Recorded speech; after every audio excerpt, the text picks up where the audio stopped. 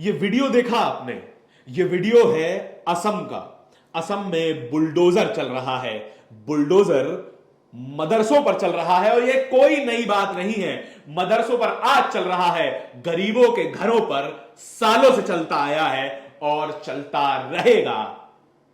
नमस्कार, मेरा नाम है धारण और आज आपको बुलडोजर, मदरसा और इस्लामिक ध्रुवीकरण की राजनीति समझाऊंगा। यह वीडियो दोबारा देखिए।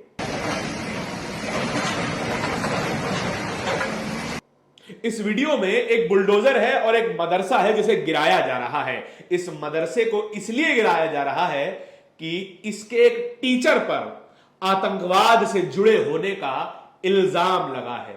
इस मदरसे में करीब 200 बच्चे पढ़ते थे और ज्यादातर बच्चों को दूसरे मदरसे में भेज दिया गया है। मेरा सवाल यहां पर यह है कि अगर टीचर का कोई टेरर कनेक्शन है भी, जो कि जांच का विषय है, हम नहीं कहते कि ये है कि नहीं है टेरर कनेक्शन, क्या एक टीचर का टेरर कनेक्शन होने या ना होने से मदरसा गिराया जाना वाजिब है?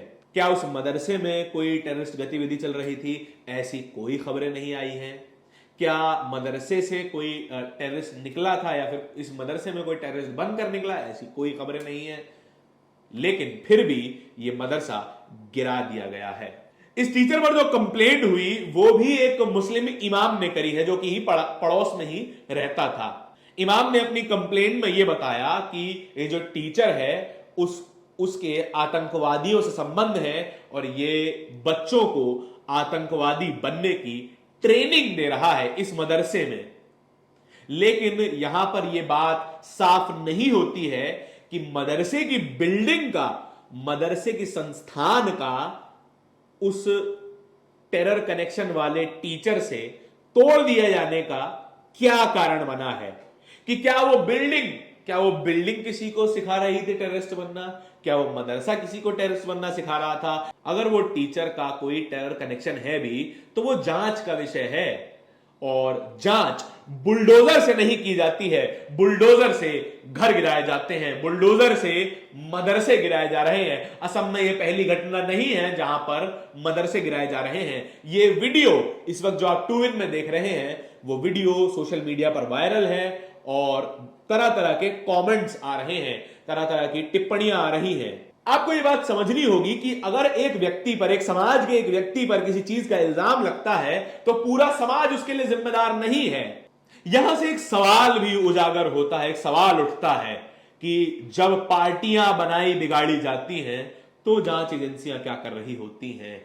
जब पैसों की धांधली हो रही होती है राजनीति में, तब पार्टियां क्या कर रही होती हैं? ईडी सीबीआई को वो लोग क्यों नहीं दिखाई देते जिनके पास 70-70 करोड़ रुपया आता है अपनी सदस्यता बेचने के बाद? क्यों ईडी सीबीआई भाजपाई नेताओं के घर नहीं पहुंच पाती? क्यों ईडी सीबीआई सिर्फ और सिर्फ बहुजन नेताओं और मुसलमानों तक पहुंच पाती हैं और विपक्ष के नेताओं तक पहुंच पाती हैं? यह बड़ा सवाल है, क्रेडिबिलिटी का सवाल है कि जब किसी भी देश की जांच एजेंसियां, जांच संस्थानें अपनी क्रेडिबिलिटी, अपनी विश्वसनीयता खो देती हैं, तब इसका इलाज क्या होगा? यह हिंदू मुसलमान वाली पॉलिटिक्स आपको पहले क्लियर कर देता हूं।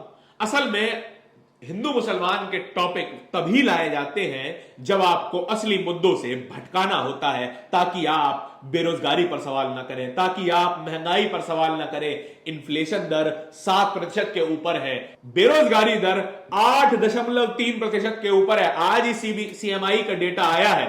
लेकिन सवाल एक और बनता है। सवाल यह है कि अगर उस मदरसे में कोई टेरर से जुड़ी एक्टिविटी चल भी रही थी, कोई ऐसी गतिविधि चल भी रही थी, तो जांच एजेंसियां कहां सो रही थी?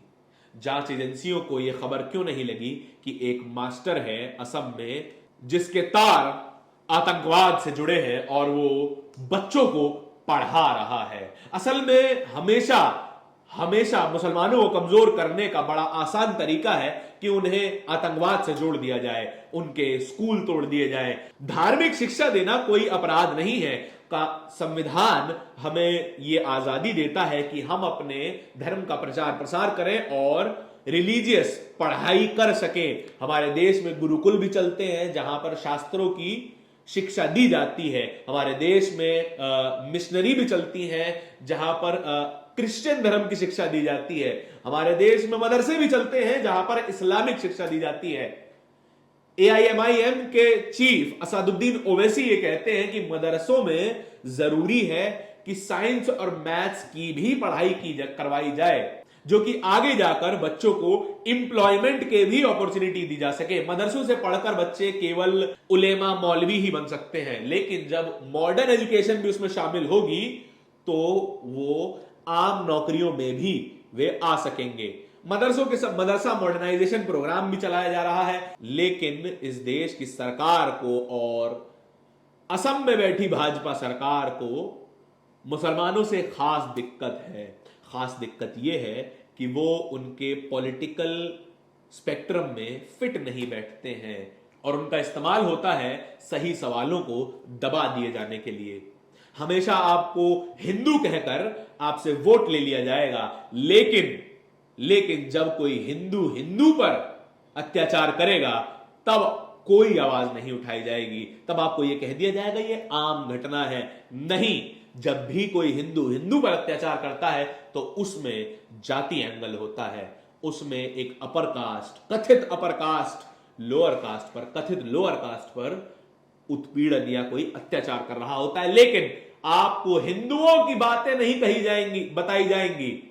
जब कोई सवर्ण जाति का व्यक्ति दलित, पिछड़े, आदिवासी पर दमन करता है तो वो खबरें मार दी जाती हैं, वो खबरें टीवी अखबार नहीं दिखाता है। इसीलिए हम कहते हैं कि सोशल मीडिया पर ही आपको अपने मतलब की खबरें दिखाई देंगी, आपको अपने सरोकार की खबरें दिखाई देंगी।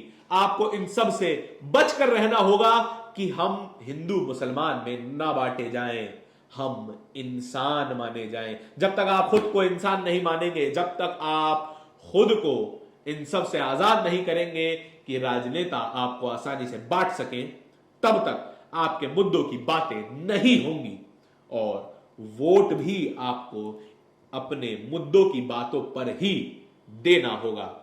अन्यथा आप इसी तरीके से बांटे जाते रहेंगे और जाति की राजनीति खुलकर खेली जाती रहेगी। इस वीडियो के बारे में आपके क्या विचार हैं, हमें कमेंट सेक्शन में जरूर बताएं। धन्यवाद। नेशनल दस्तक की आपसे गुजारिश है कि अगर इसको बचाना चाहते हैं तो नेशनल दस्तक को सब्सक्राइब करने के लिए रेड कलर के सब्सक्राइब बटन को दबाएं, फिर बेल आइकन की घंटी दबाएं। नेशनल दस्तक को बचाने के लिए बहुत जरूरी है कि हर खबर को शेयर करें, लाइक करें, कमेंट जरूर करें।